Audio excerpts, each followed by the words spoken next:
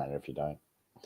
All right. Good morning, guys. This is Dr. Scott from Sixth Sense Acupuncture and the Healthy Habits Club, and this is the Get Busy Living podcast. That's exactly right. That's what you're watching. And we've got an awesome guest this morning. Thank you so much, Shaun, for joining us this morning. And great to be here. Yeah, we can't wait to hear the gold nuggets you've got to produce for us this morning. So appreciate your time and thank you so much. No worries, mate. It's a pleasure to be here. I love what you're doing. I love the space that you're in. It's people often forget that health is the cornerstone to living a good life, isn't it? Yeah, I was listening to I was reading an article the other day. It was the Dalai Lama. Yeah, that's right, Dalai Lama. Yeah, he's got some pretty good things to say. And he said, I don't understand the Western world. We work all our lives really hard to try and make money, but then at the end, all we're trying to do is fix up our health. He said, why don't we do it the other way around?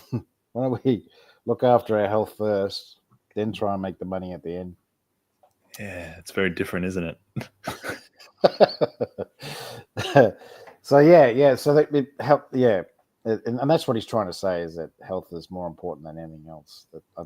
That's the message I got from that. Yeah, I absolutely agree. So okay, Shaun, we'll get straight into the first question. So tell us, Shaun, what gets you out of bed every morning? Honestly, the thing that gets me out of bed is really just becoming more involved in life. Oftentimes personally, I've struggled to get out of bed some days and wish that the day didn't come that I could just sleep and sleep and sleep. But when you're living and when you're understanding that this is a finite life, why not make the most of this life by becoming more involved with it? That's the thing that gets me out of bed, is just becoming the best version of myself, becoming someone who can just continue to give and give and give and leave nothing on the table. Because the more we hold back, the less involved we become, the more comfortable we become. And when there's comfort, there's no joy.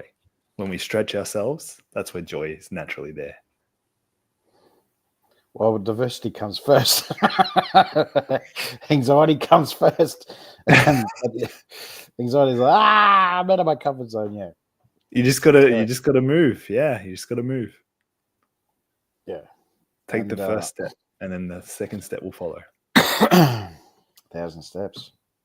So that basically you're trying to say that you're trying to help people realize what their potential is and how they can reach that and maintain it. That's hard to do. Very hard. I mean, it starts with us, right? As the leader, essentially. What makes a leader? Simply they go first. Yeah. Make all the mistakes and everyone goes, yeah. That's what and that's hard to do. That's because we're conditioned to not to make mistakes. Well, I was told that at school. Don't make mistakes. That's why we have exams. Yeah. So you can cause so much anxiety that you just don't want to do it. Mate, honestly, exams were my biggest killer. As soon as the day would come around, I would be so anxious. I would be absolutely just cooking it, looking at that exam paper, trying to get my answers out. It wouldn't work. I'd end up actually just being so anxious that I couldn't think, and I couldn't let the energy and the things flow for the answer to come. I'd failed most of my exams during university. It's terrible. Yeah. Yeah, that's so much pressure. So much pressure. Yeah. Yeah, it should be like Sweden. I like Sweden's education system. What they do is they only go to school for about 2 or 3 hours a day. Yeah. And what they do is basically all they're doing is coming back and reporting on what they did the day before. So, if they climbed a tree, well then, What method did they use to try and climb the tree? What was the tree species? What was it? What has it got? A deep root system? Has it got a what sort of leaves does it have? That's their method of, and the child has to go away and research that and about what they did for the day, Mm. and then come back and report on it. Tell her the whole class. So Sound it does a lot of things. It teaches them to get in front of others and speak, because we don't do that, do we? The teacher no. just stands in front of us all day and we say nothing. You have Well, to that's the put your thing, hand isn't up. it? Yeah, we don't need more education. I mean, I was blessed to have a child a year ago now, and I'm not here to educate her. I'm not here to educate her. I'm here to guide her. But, she's going to teach me much more about life than I could ever learn and teach her about life, because she's already so involved in life. Just even the way that she wakes up sometimes is just, it's funny. Yeah. What are you doing? Why aren't you up? I'm up. Yeah, Yeah, she jump just all over almost, you. she's not Jump quite all over you. standing yet, but she'll just sit up and be like, bah. Yeah. Let's go. Yeah, So let's what are go. we waiting for? Let's fear the nuclear power system, because that's what they are. They're endless in energy, because they Until can they run out. process. Yeah, well, they can process nutrients so fast, Yeah, because theirs is just superior to ours, very vibrant, aren't they? Yeah. because we've destroyed ours Well, think from about all all the the garbage we had. accumulation. This Yeah, all the body garbage. is an accumulation of what we've put into it, in terms of information, in terms of food, in terms Yeah, of environment, everything. yeah. That totally. Yeah, and yeah, I get what you're saying. Yeah, my son's 25 now, so uh, I've been down that track, and yeah, the first 5 years is awesome, mate. Mm. It's it starts to get a bit easier after 5 years on you Yeah. when it comes to responsibility, but that first 5 years is, yeah, you learn so much about human nature, because you get to see them hang around other kids Yeah. and how they respond to other kids, because they're not used to it at home, because there's only one of them. That's what's going Well, on here yeah. Spot on. Yeah. at the moment. Yeah, for now. For now. Yeah, at the moment. So yeah, so what's the name of your business, Shaun? Self-built health is the name of my business, and it's had many evolutions of names, but this is self-built health because it actually starts with us.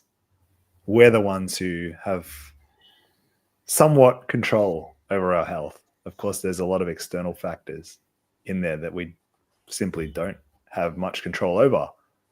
But the thing I'm leaning to it at the moment is actually there's two parts of your day that you have full control over. And that is how you start your day and how you finish your day. And once you allow yourself to start your day in a way that is not only conscious, it helps you manage yourself better and manage the chaos in the middle. But the most important aspect to starting your day right is actually preparing for it. So it's how you end your day. Yeah, that's right.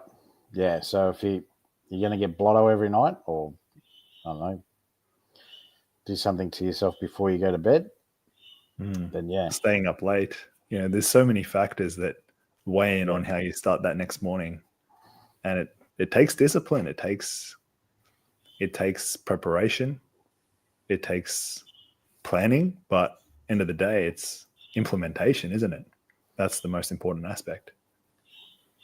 yeah, routine helps as well. If you do the Yeah. same routine, it's easy to get back on track. especially if you have a hiccup. Yeah, absolutely. Yeah. The thing that will, all effectively, routines are making yourself more unconscious, aren't they? So it's easy. It's like your body knows what to do. Yeah. But I think the key here, and maybe the key message to get over as well, is like, can you do that more consciously? Can you do it with more intensity, more involvement? Because it's great to be able to do it easily and effortlessly, but that means you could probably do it asleep, or basically asleep, which means, are you really living up to your potential, or are you just doing something for the sake of doing it? Yeah. Very true. Getting Mm. deep here. What's going on? Is it the Dalai Lama sentence that I said earlier? Is that what? Yeah, I mean, I love this stuff. I'm really passionate about just understanding the human being as a whole.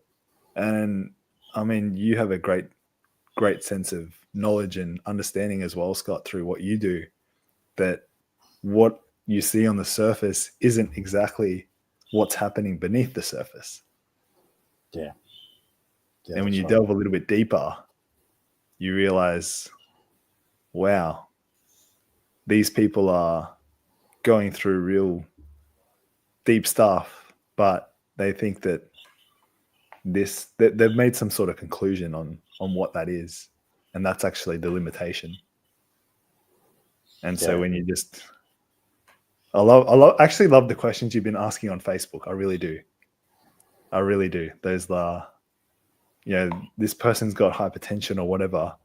What's the solution? How they resolve it. Yeah. And I love looking at the comments. I've been a little bit playful in the comment section. I don't know if you've noticed, but I've put some stuff in there just for fun, just to see what people's response is to that. Yeah, yeah. I've been trying to do all the boring stuff previously.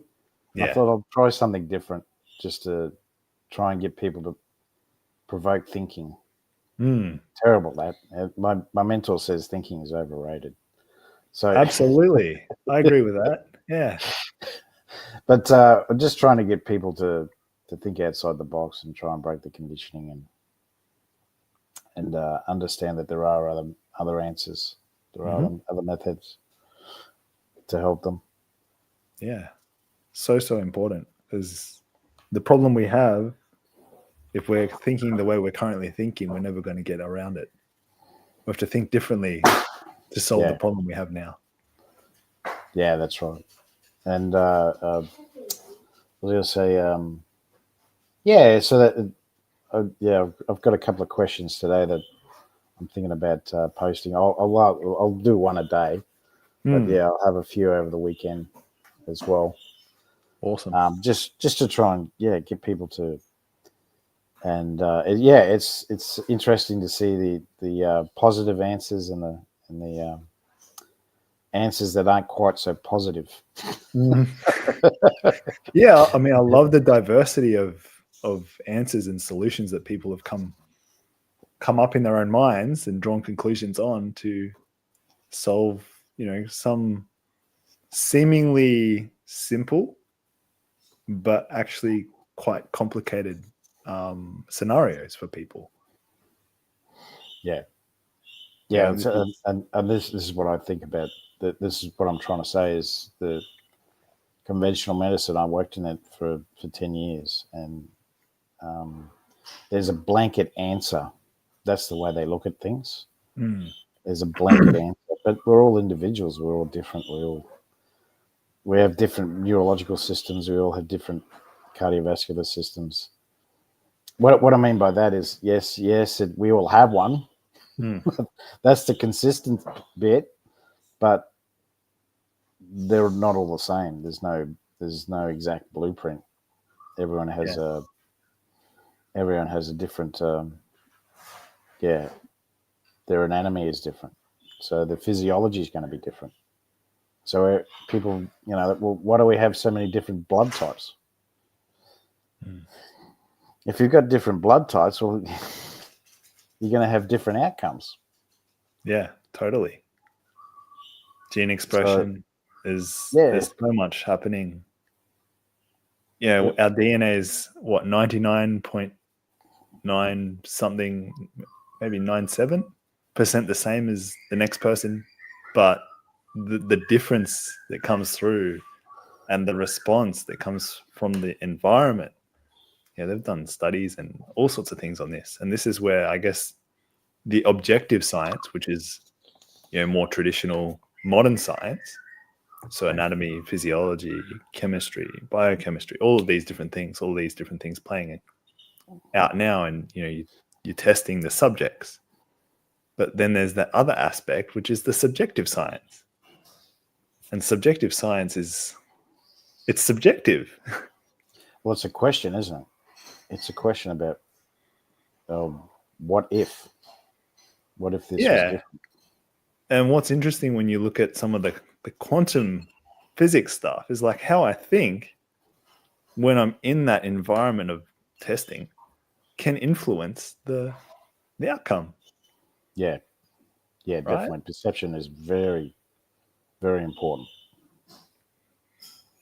Very important. Yeah. Yeah,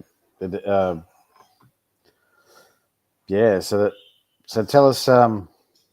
So how did you come to that name for your business? Great question. Self-built health.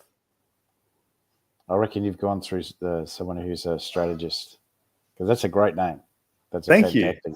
Thank you. I actually didn't. I didn't go through any strategists except my own mind. Well done. But where it sort of come from was just being absolutely frustrated with.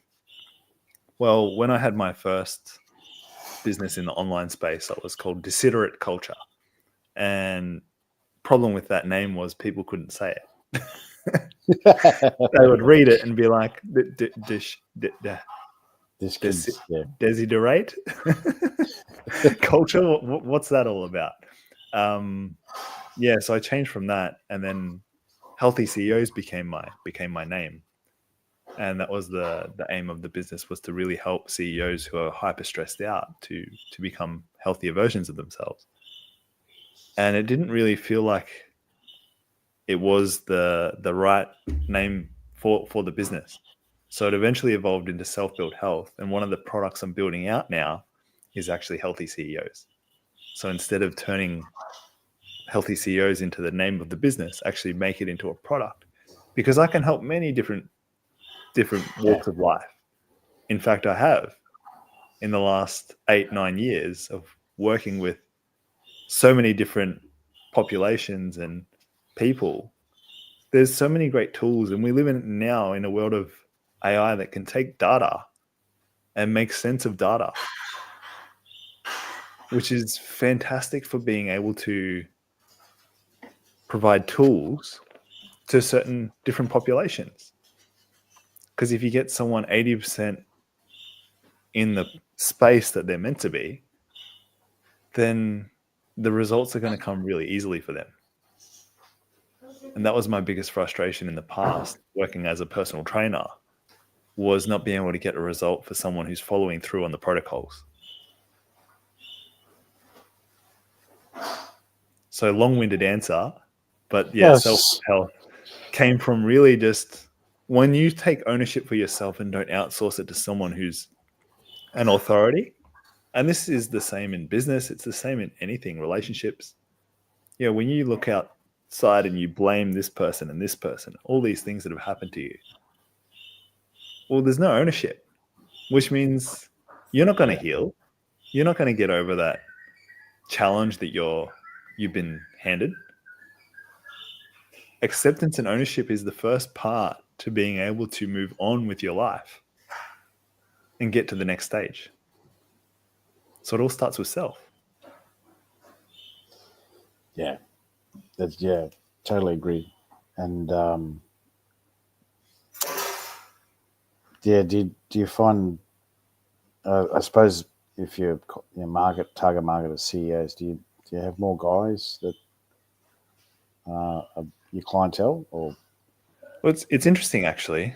I'd say more females are probably drawn to working with me than males. So a lot of what I noticed in the past working in the business of healthy CEOs was a lot of guys would come to me, but they wouldn't stay around and work with me.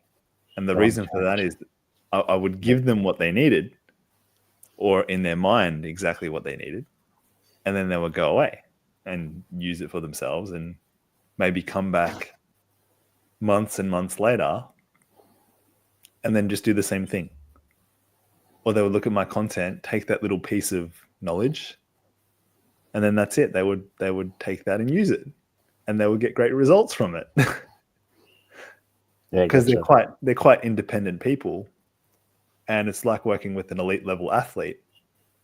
You can't really tell them what to do unless it resonates with them, or you can't show them what to do. They already know what they need to be doing, and they're already pretty dialed in, most of them anyway, except the ones that are, borderline heart attack, of course, or stroke. Yeah. But those kind of people, or it's already happened. Those kind of people, it's actually almost impossible to let that little bit of information get over to them, because they're so caught up in whatever it is they're doing, whether it's creating, more business outcomes or their stress just keeps going up and up and up and up and up, and they feel like they have control until they don't. Yeah.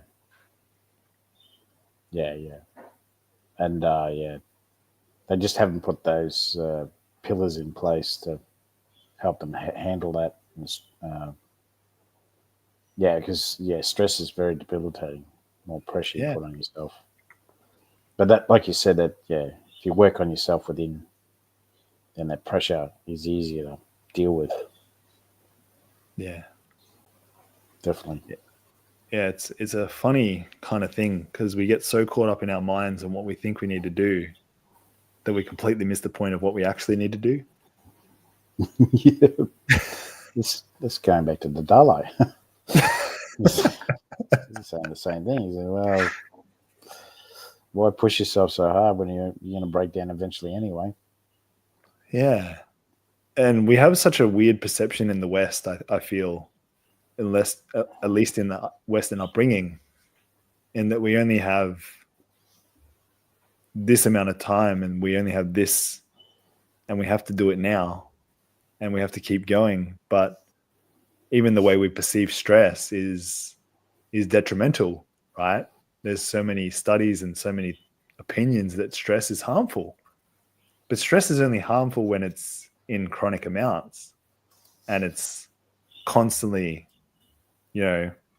raising through the roof. But what if you saw it differently? And I made a post about burnout the other day, which was, what if we saw it differently? What if that level of burnout, and of course there's different stages, of course.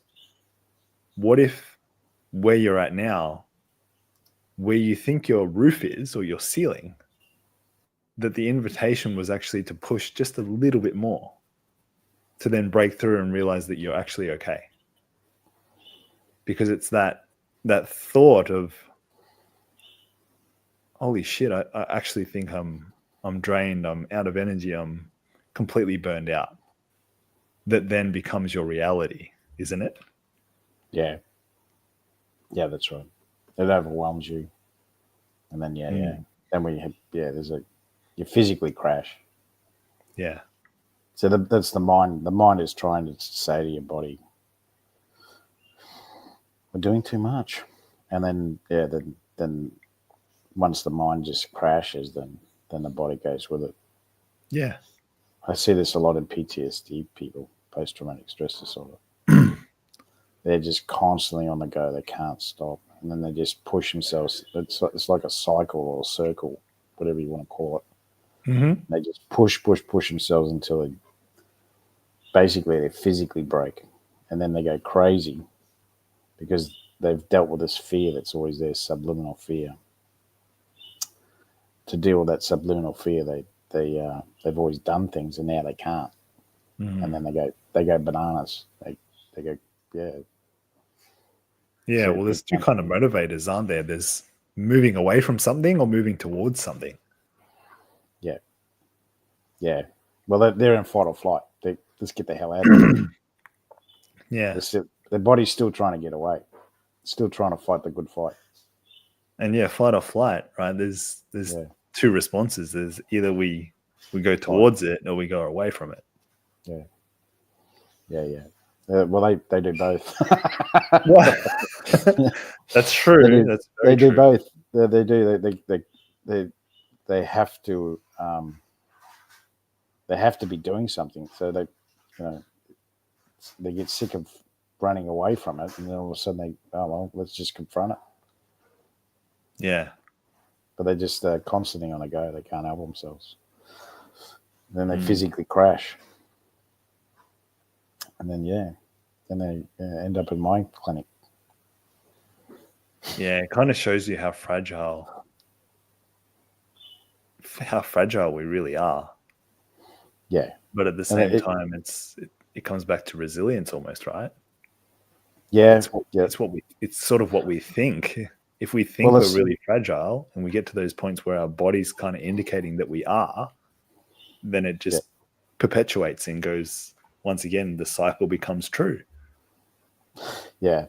Well, that's a natural mechanism. Yeah, it's built in for a reason. Absolutely. The big tiger came to chompers. The saber-toothed tiger came to chompers. We had to get away. So the problem is that the majority of the population will recover and they calm down, but there is a certain percentage of the population that don't. And they're the ones that I see a lot of. Yeah. And they don't even know they've got it. They don't even know they have it. And so it's hard for them to believe that this guy is trying to tell me that I've got PTSD. But there's something subliminal. There must be something subliminal in them saying, well, he's sort of right, because 12 months ago I basically had a nervous breakdown. I pushed myself so hard. These people will go to work with a broken leg. Yeah. You'll be sitting there right beside them, and they, didn't you break your leg yesterday or this morning? What? They're so mission focused, aren't they? Well, they just can't help themselves.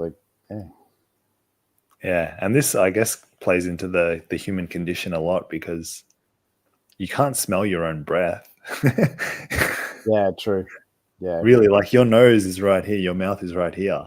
If you've got bad breath, do you really know that you've got bad breath? But then when you get if you get into a little group, that person next to you certainly knows that you've got bad breath. Yeah, so that's very true. So that's why the Asian culture, they don't like Westerners much, because to them we have that sweet sour smell to us, because we drink a lot of dairy products. Yeah. And they rarely drink dairy products. They have eggs, but they don't have milk or anything like that. Well, it depends on the area. Yeah. But majority of them don't. They're not that. Yeah, they rarely have milk. So to them, we smell weird. Yeah. Because and they think we have bad breath because we drink so much dairy products. Mm-hmm. So for them,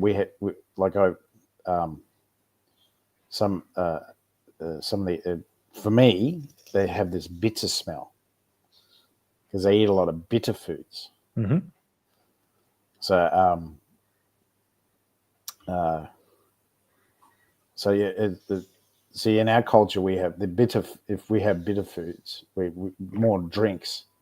So we drink more coffee, for instance. Coffee is a bitter.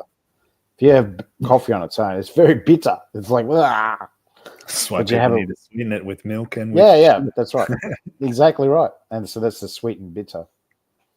So they have, like bean curds and stuff like that. They're bitter. So they eat more bitter foods. So they smell different to us too. Yeah. But since I cut dairy out, then I can smell it on people too. Yeah. I've become more aware of it. So yeah, that's weird.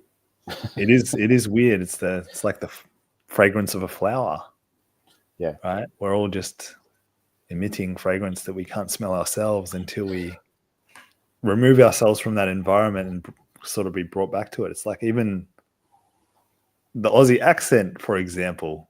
When I lived in Germany for a year, people couldn't tell where I was from because maybe my accent sort of just disappeared. But as soon as I came back, it's like when you land into somewhere like the Gold Coast or even Melbourne, but I remember when I was coming back from Japan, the Gold Coast, it's like these really thick Australian accents you first hear, and you're like, whoa, I didn't even realize it was so thick. But it's like a shock when you're yeah, watching yeah. It is. TV shows or a movie, right?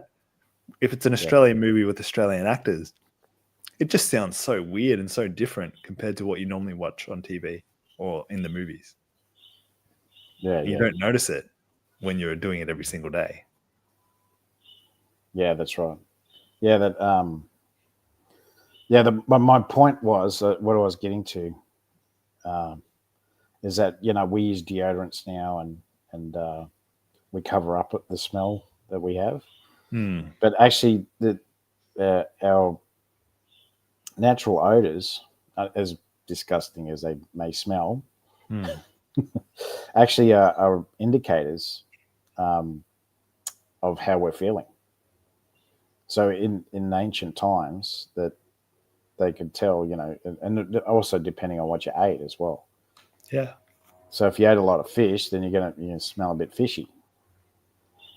So, but we've lost that. We've lost that because we cover up our smells, Hmm. and that's we could tell when a mate was, you know, for a lack of better explanation of the word, but when women were coming on heat, men could smell it, Mm-hmm. and vice versa. When testosterone was high, then the women could smell when the males were. So just little subliminal things like that. Yeah. We've lost all that. The subtleties. Yeah. We could understand when how people were feeling just by their smell. Mm. That's pretty Yeah. cool.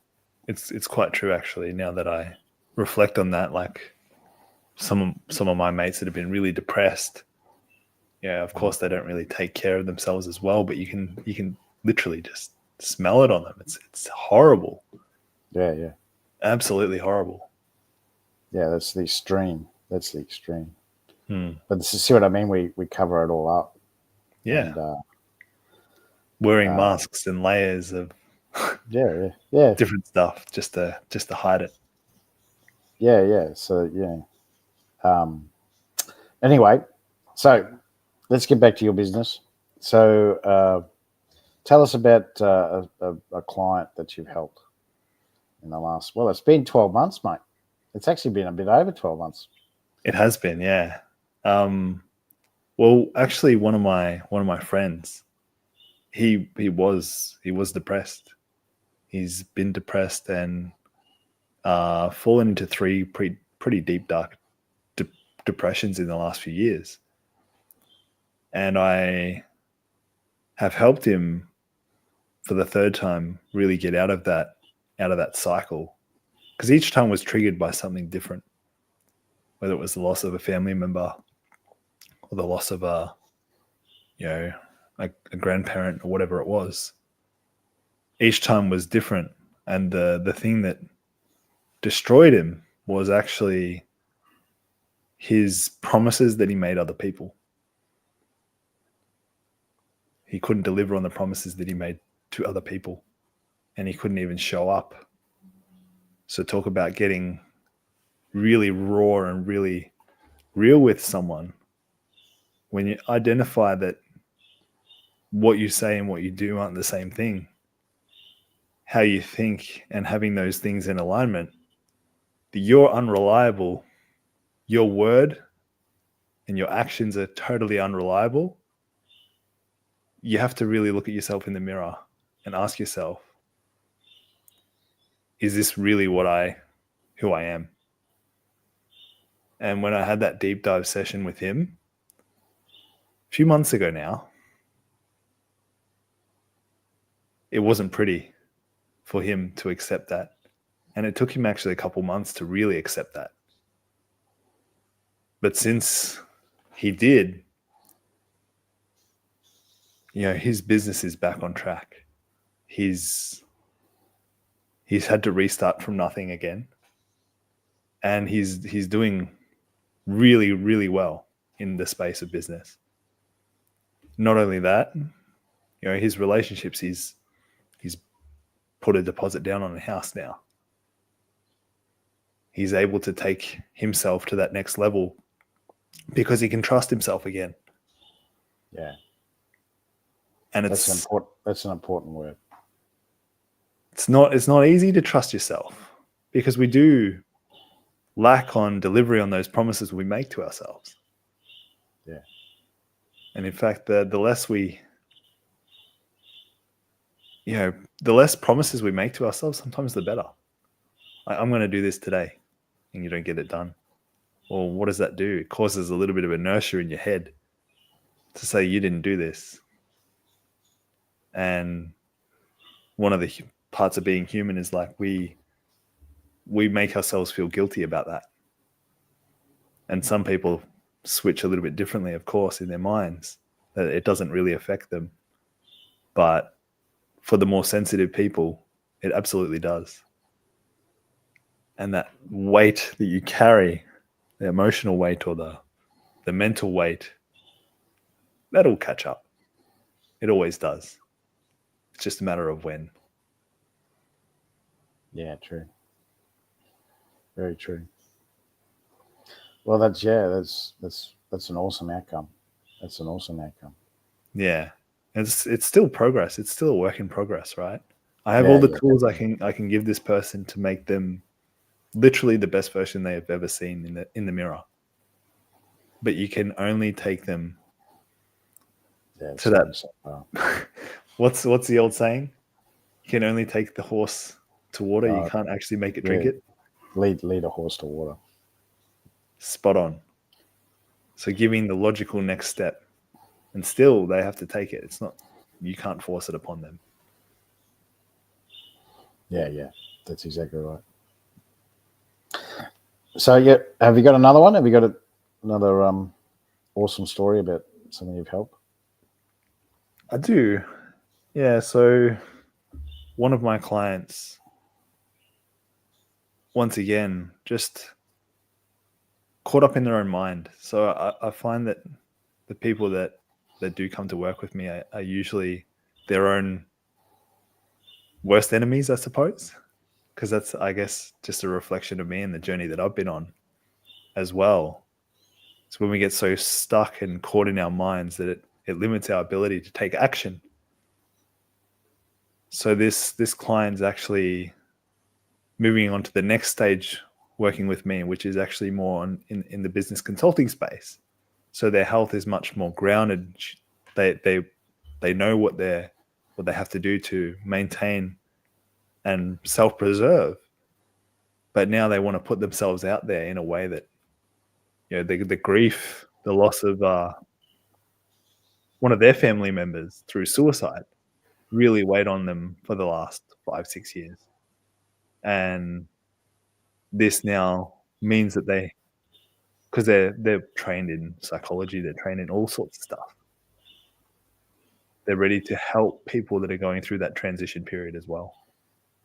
So it's more just being able to now give them the tools and the things that work in the space of business consulting. So just getting them started, because in the online space, in the online world, everyone wants to grab your attention and everyone wants to sell you something. But the things that actually work and the things that are actually meaningful, and I'm sure you know this, Dr. Scott, actually pretty simple. The things that work are pretty simple. Yeah, it's just we get constantly distracted by these shiny objects of, oh, maybe we need that. Yeah. So just make exactly right. This person for this client, whilst keeping her grounded in her health as well. Yeah, gotcha. Yeah, that I work with a lot of mental health professionals and psychiatrists, and That was one of the jokes that we used to say in the mental health ward. Mm-hmm. Um, if they didn't wear a lanyard, we wouldn't know who was a staff member and who was a patient. How So interesting. Yeah.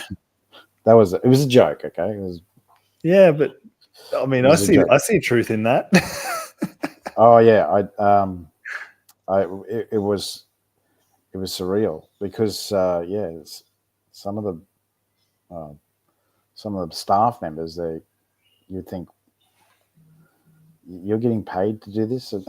I'm thinking, yeah, you should be the patient in here. But anyway, I was going to say, what was I going to say? But that comes back to perception. So, um, what I was trying to get at is, yeah,